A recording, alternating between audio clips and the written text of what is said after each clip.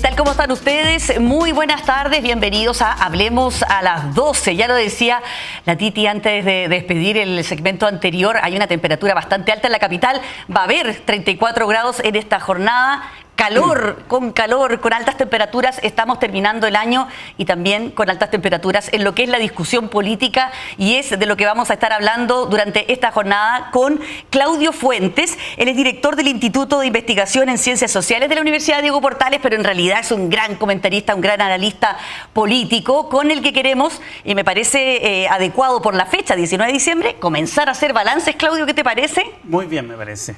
Hagamos balance y proyecciones, porque yo creo que ya estamos todos ya pensando en el 2025, y quería partir preguntándote por este año que ha sido, por no decir regulé, que más bien malo para el gobierno, ¿o no? ¿Cómo lo ves tú? Sí. Es que con el caso Monsalve ha marcado mucho, ¿no? Así es, yo creo que hay dos casos ahí, está Hermosilla y el caso Monsalve, que marcaron claramente la agenda política del año. Como los cabal de otras administraciones. Y efectivamente, yo creo que en ambos casos se refleja la pérdida de la fe pública. Primero, en el caso Monsalve, porque él simbolizaba uno de los pilares del gobierno en términos de la credibilidad, de todo lo que tenía que ver con el manejo y la gestión de la seguridad pública, y de pronto con este caso se derrumbó totalmente aquello.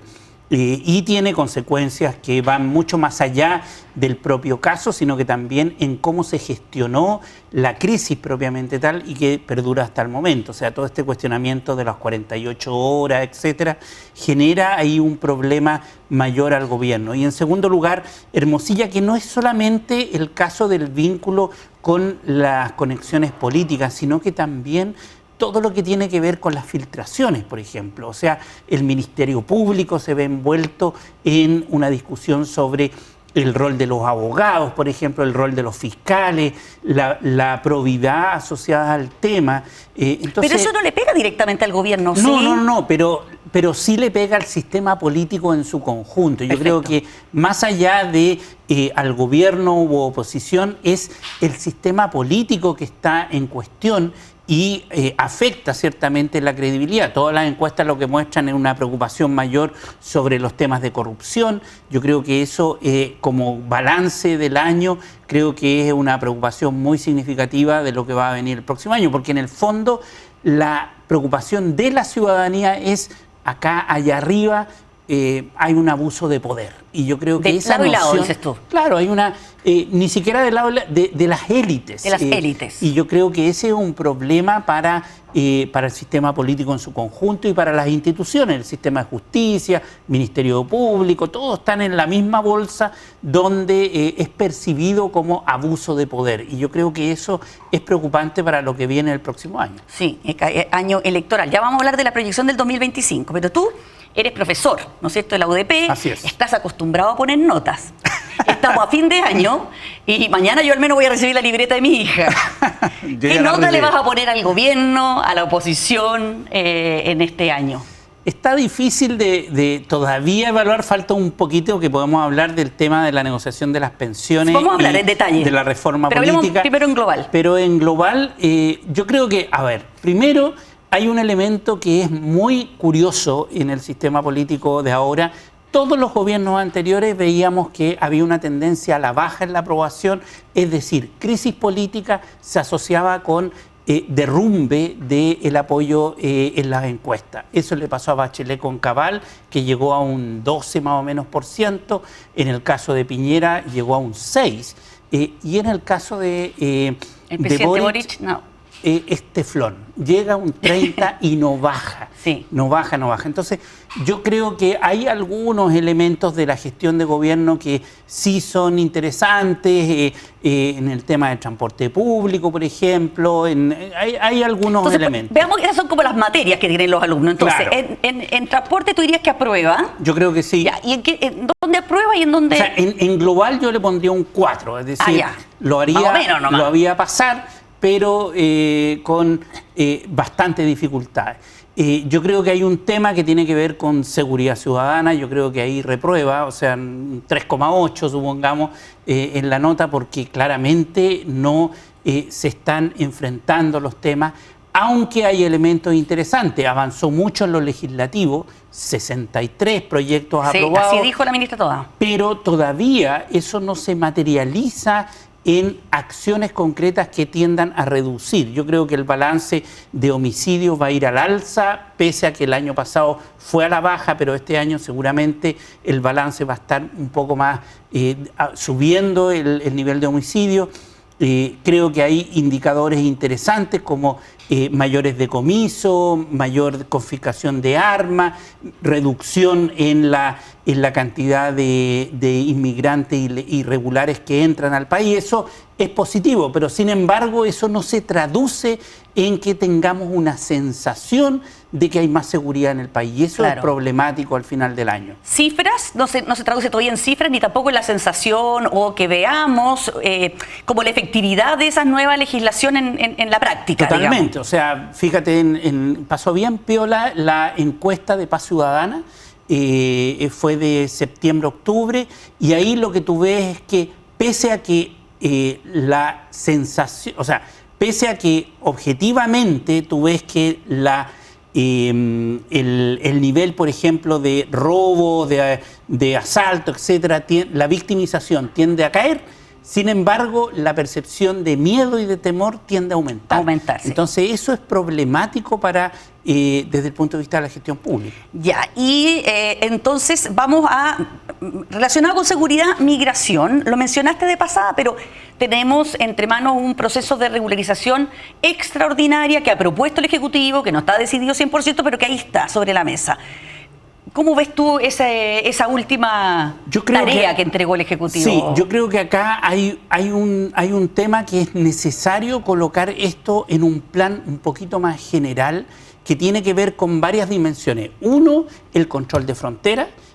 Dos, el tema de la fiscalización de los irregulares, que yo creo que es necesario impulsar una mayor tarea respecto de eso. Tres, todo lo que tiene que ver con la regularización de aquellos que están empadronados, y que es lo que anunció, por lo menos que se va a estudiar, el subsecretario Cordero.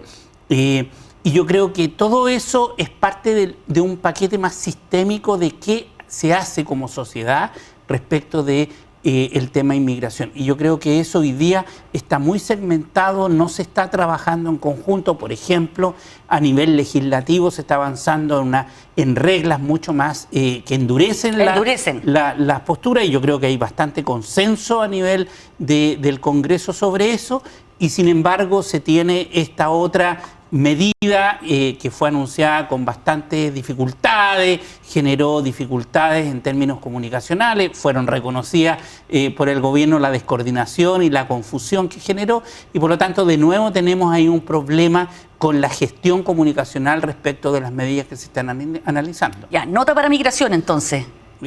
Chuta. ¿Pasan o no pasan? Yo creo que pasan porque ha aumentado el control de frontera, y eso es un buen elemento. Sin embargo, falta coordinación, un 4. Un 4, perfecto. ¿Qué nota le ponemos a economía? Porque la economía, ayer recibimos el IPOM. Es preocupante lo que indicaba en términos sobre todo de inversión. La inversión no repunta, al revés, ha bajado. El próximo año también el Banco Central baja la estimación de inversión de un 5 a un 3,6. Sin inversión no podemos crecer. La inflación se mantiene, o más bien bajamos del 14 al 3 y después volvimos a subir. Ahora, y el próximo semestre va a tener 5. Sí, a ver. Si pensamos en que al inicio del año se proyectó a un 2,6, sí, pues, y vamos a terminar con un 2,2, 2,4 aproximadamente, obviamente no es muy positivo desde el punto de vista de la perspectiva. Ahora, es curioso que este año, mirando el año en su conjunto... ¿Te refieres al crecimiento ahí? Claro, al crecimiento.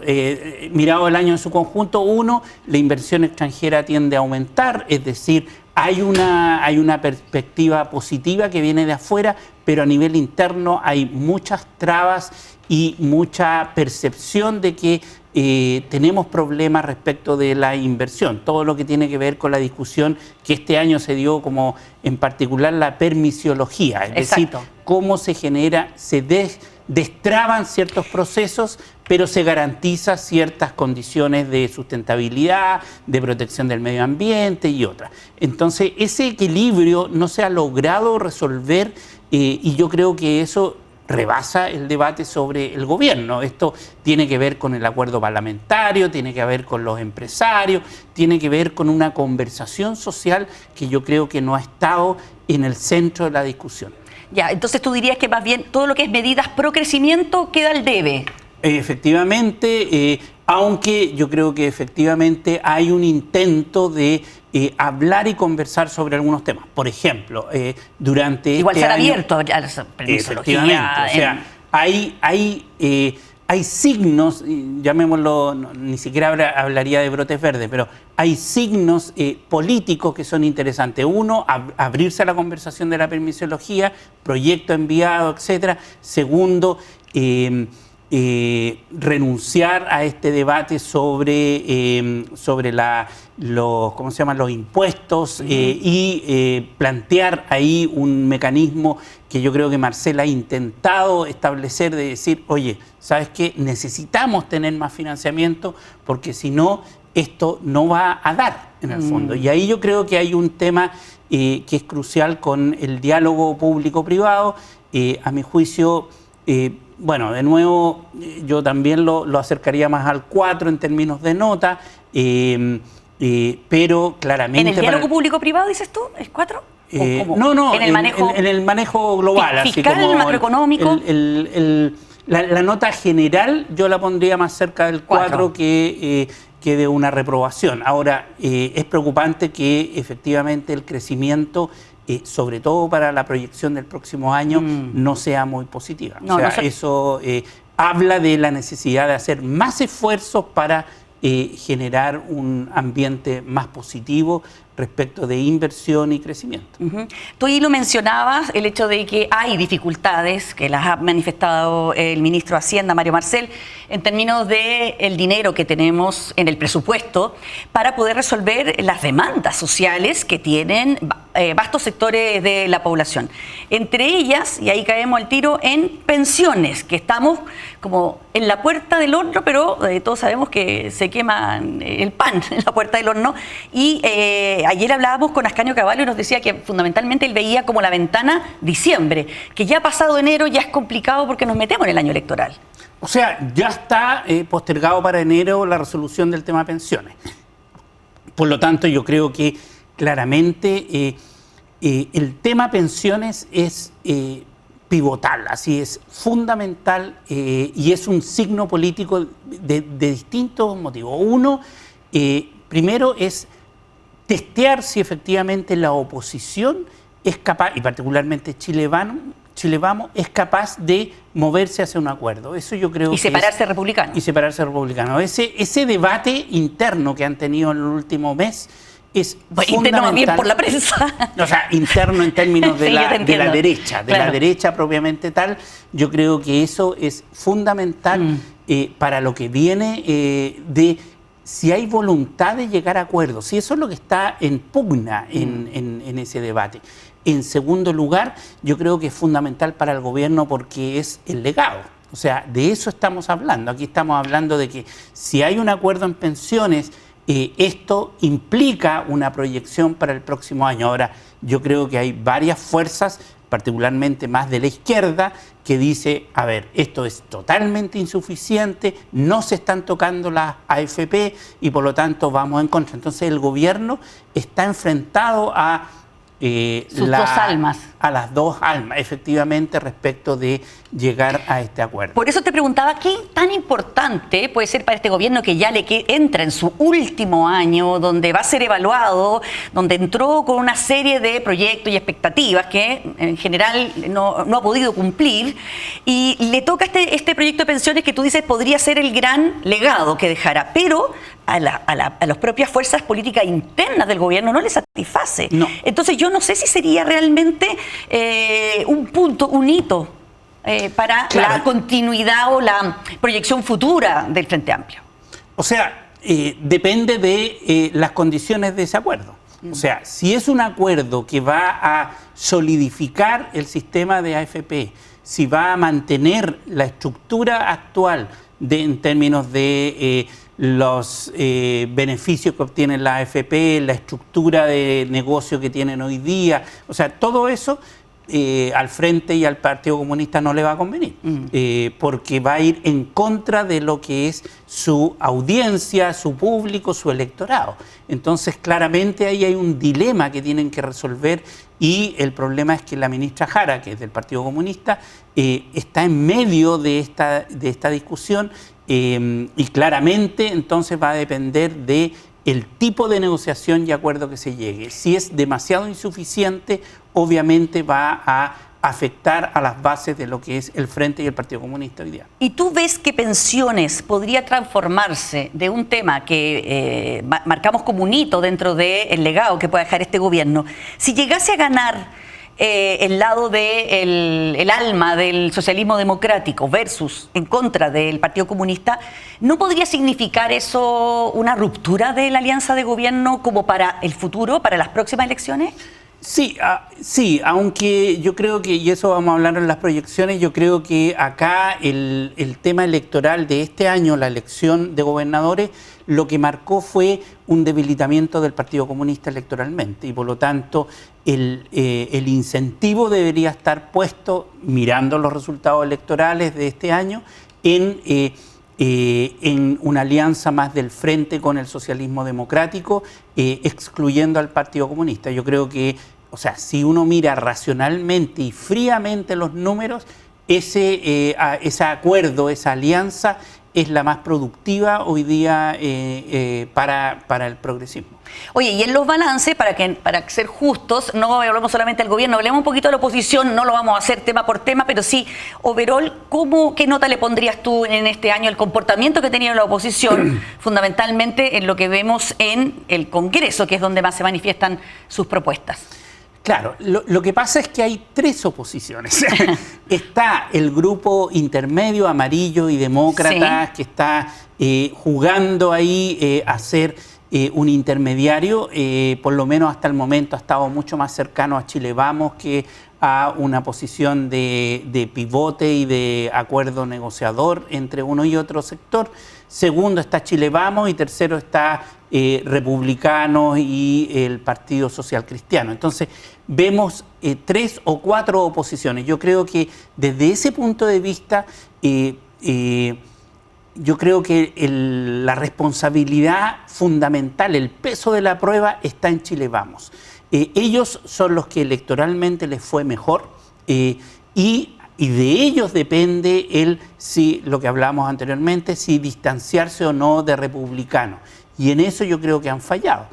Hasta el momento no han sido capaces de marcar una identidad propia.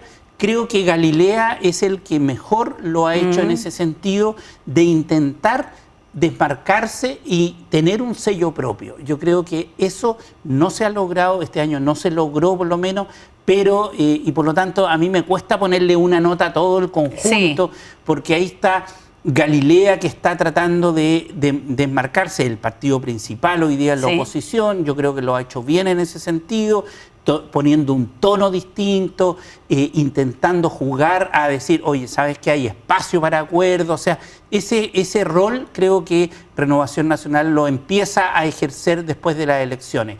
La UDI, en cambio, está en una pelea chica con Republicanos. Claro. Está jugando a marcar diferencia, y ahí yo creo que el 0,5, todo ese debate que hubo, claramente abrió esa compuerta y plantea que ahí hay una disputa de votos muy fuerte, y yo creo que en eso la UDI no ha sido muy estratégica de cómo diferenciarse de Republicano.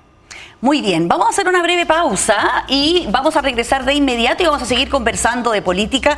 Vamos a dejar los balances y vamos a ir a las proyecciones del 2025. Vamos a la pausa, regresamos de inmediato con Claudio Fuentes.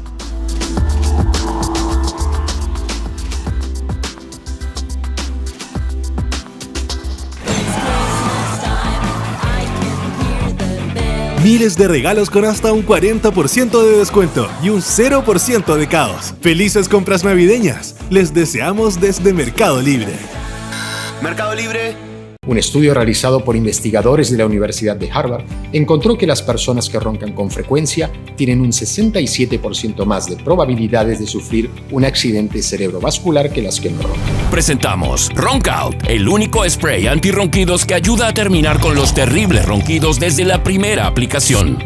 ¿Cuál es el secreto de Ronkout? Cuando dormimos, la garganta, la lengua y los músculos del cuello se relajan bloqueando parcialmente la entrada del aire. Este estrechamiento provoca ruidosas vibraciones, los desagradables ronquidos. La estudiada fórmula de Ronkout fue especialmente diseñada para facilitar el deslizamiento del aire y evitar los ronquidos. Solo 2 atomizaciones antes de dormir son suficientes. Los ronquidos no solo son perjudiciales para la salud, porque interrumpen constantemente el descanso del roncador y de su pareja. Las alteraciones van mucho más allá. Por eso estamos aquí, en la Clínica del Sueño. Aquí estudiamos la problemática de los ronquidos en 2 hombres y una mujer. Los valores que arrojaron los estudios de la noche en que se aplicaron Ronkout nos sorprendieron a todos. Los ronquidos disminuyeron considerablemente en cantidad e intensidad, o directamente desaparecieron, y el descanso casi no presentó alteraciones. Estoy tan descansado que creo que hoy podría correr una maratón. Si ronqué o no ronqué, eso lo saben ustedes. Yo solo sé que no dormía tan profundamente desde que era una niña. Siento como si hubiera dormido 2 días seguidos. La fórmula de Ronkout funciona en hombres y en mujeres, en jóvenes y en personas de edad avanzada, aun cuando tienen sobrepeso. Funciona sin importar la estructura anatómica de la mandíbula y el paladar, y más allá de la posición elegida para dormir, ya sea boca arriba, boca abajo o de lado, incluso si han bebido alcohol esa misma noche. Dile basta a los ronquidos. Ordena Ronkout. Si llamas ahora te llevas 60 noches de buen descanso al precio de 30. Sí, obtienes 60 y pagas 30. Llama ya.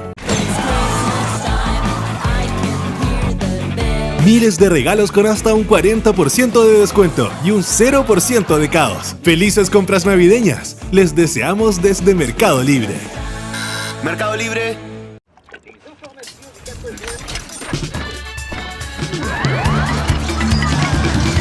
Quartz de Total Energies, 70 años impulsando la innovación en lubricantes para todo tipo de motores.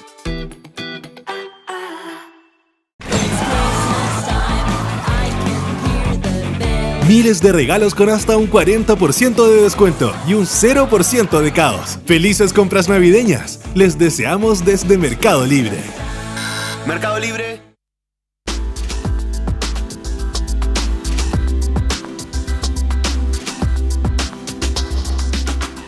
Seguimos hablando de política, haciendo un balance del 2024, las proyecciones para el 2025 en Hablemos a las 12. Y seguimos conversando con Claudio Fuentes, que es un conocido analista de política. Hablemos de las proyecciones y sobre todo me interesa la carrera presidencial, porque no nos engañemos, va a ser el tema del 2025. Partamos por la candidata como más clara, por ahora, que es Evelyn Matei, que representa a la oposición. ¿Cómo la ves tú? ¿Cómo ves esa carrera presidencial? Sí, yo creo que las derechas tienen el desafío de primero de definir si van a hacer una primaria conjunta todos o no, porque eso va a definir mucho el ambiente político que se va a vivir el próximo año. Si van todos hasta el final, obviamente va a ser sacarse los ojos durante todo el proceso y eso tiene un costo político muy alto para sus pretensiones. O sea, estar todo el año con una disputa interna dentro de las derechas va a ser muy costoso políticamente. Y eso afecta a la parlamentaria, eso afecta el sentido de las derechas. Y en ese sentido, la primera etapa que se va a cumplir entre abril y mayo es definir si hay primaria conjunta de todos o no. Segundo, parece que no, porque ya el Partido Republicano se resiste, ¿no? Así es, yo creo que va a ser difícil. Segundo, es interesante lo que está pasando, porque si bien Matei se ha mantenido como la candidata preferida en las elecciones, pero no con tanto apoyo, porque todavía es muy temprano y eso es esperable. O sea, hay mucho indeciso todavía y por lo tanto es súper esperable. Yo creo que vamos a ver una decantación de eso hacia marzo-abril. Pese a eso, Lo más interesante que está pasando ahora es la emergencia de Kaiser. Yo creo que esto de Kaiser-Cast, que empieza a ganar apoyo Kaiser, creo que podría afectar tanto a republicanos como a Matei desde el punto de vista de poner a alguien que está mucho más a la derecha, que tiene un discurso mucho más confrontacional, y eso va a obligar a Matei a también tener una estrategia respecto de la derecha. Eso ¿por es qué totalmente ese inesperado. discurso más confrontacional es tan llamativo o apela tanto a los votantes de derecha? Más que Matei, que podría ser algo mucho más negociado, como lo hemos visto, que son las últimas elecciones que votan los chilenos, algo más Totalmente, neutral. pero lo que pasa es que acá está el punto que es bien importante de observar. Con voto obligatorio tú tienes electores ya definidos, ya hay un grupo de más o menos 4 o 5 millones de votantes que van a votar por la izquierda o el progresismo o la centroizquierda, más o menos 5 a 6 millones que van a votar por la derecha, y hay un importante segmento que está indefinido, y ese sector indefinido es sectores populares que no están muy cercanos a la política, que no tienen una identificación, y por lo tanto los discursos más polarizantes les llaman más la atención. Claro, o sea, un poquito más de ruptura, a ese segmento están apelando, y por lo tanto seguramente en ese contexto en la derecha Matei va a radicalizarse un poco, porque si no, no va a llamar la atención de ese candidato. ¿Y por qué Matei? ¿Qué nota le pondrías a Matei como candidata a su evolución? Porque ha tenido que manejar una situación compleja en que no está, fue alcaldesa, terminó. Yo diría que sacó buena nota en las elecciones porque logró que su delfín, digamos, el alcalde Belolio, saliera con una buena votación. Pero apoya en segunda vuelta a Francisco Rego, que la verdad le fue bien, pero era un candidato que no tenía las características que uno hubiese imaginado hubiese apoyado a Evelyn Matei previamente. Y por otro lado, por ejemplo, me llama la atención su silencio en el tema de pensiones, por ejemplo. Se cuida de no meterse en estos temas que son tan importantes. Yo creo que el problema de hoy día la candidata es la oscilación, un poco lo que tú planteas, de colocarse muy radical o muy más confrontacional, más salir a la opinión pública en algunos temas y de pronto esconderse en otros. Segundo, no fue solamente Francisco Orrego, fue también el apoyo que dio en Valparaíso, que también le fue mal, en la Araucanía, que también le fue mal. Entonces ahí también tiene un problema respecto de estrategia electoral para elegir sus alianzas y apoyar ese tipo de candidatura. Entonces, desde ese punto de vista, yo creo que efectivamente a Matei le falta hoy día un discurso más de Estado, más de salir como la candidata que está liderando esto y que está con un proyecto país. Ofrecer un proyecto país es lo que a mi juicio le está faltando hoy día a Matei. Ya, entonces, en la derecha tú dirías que, o en la oposición dirías tú que la proyección es cómo se va a resolver esta contienda electoral entre, por ejemplo, un candidato más extremo como Kaiser versus Matei, que va... Sí, yo creo que efectivamente... No ves saliendo ninguna figura nueva. No, a mí, o sea, hoy día, salvo esos tres que mencionamos, Cast, Kaiser y Matei, con Matei obviamente como la primera alternativa, pero yo pondría ojo a la figura de Kaiser, que está subiendo las encuestas y que es interesante como fenómeno. Nos pasó el tiempo volando, nos queda un minuto. ¿Qué va a pasar con el oficialismo? Que ese es el problema. Mientras en la derecha tú tienes una estructura más o menos clara y definida o una competencia, en el caso del progresismo no tienes candidaturas definidas, no tienes un proyecto claro que se esté proponiendo. Los que salen con buenos números no quieren. Efectivamente, entonces tienes un grave problema. O sea, y ahí particularmente problemático es el Partido Socialista, que no tiene hoy día una figura, salvo Bachelet, pero Bachelet dice no quiero, e insiste en esa postura. Y yo creo que tienen un problema entre manos muy serio.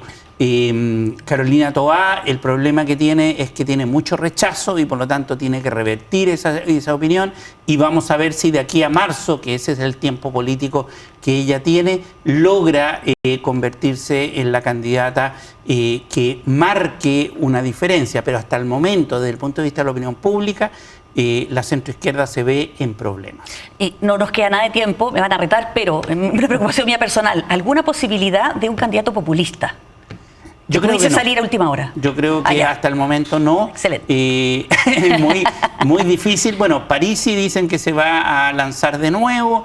Están apareciendo otras candidaturas, pero creo que el tiempo político es muy breve y hasta el momento no. Ahora, Chile tuvo una situación en la última elección donde Boric a diciembre del 2020 no aparecía, apenas salía. Y de pronto surgió, claro. Entonces vamos a ver si efectivamente podría. El Frente también tiene que tener un candidato, entonces eso también hay definiciones que eventualmente podrían aparecer, pero yo no estoy viendo por lo menos en el horizonte alguien fuera del establishment. Ya. Incluyo a Kast dentro del establishment, obviamente. Perfecto. Muchísimas gracias, Claudio Fuentes, profesor y director del Centro Sepúlveda. De Investigación en Ciencias Sociales de la UDP. De la UDP. Muchísimas gracias por conversar con nosotros aquí en Hablemos a las 12. Nos despedimos, agradecemos que nos haya acompañado en este ratito de conversación política y lo dejamos invitado a seguir en la compañía de T3 en vivo porque ahora viene la información deportiva con Entretiempo. Que esté muy bien. Chao.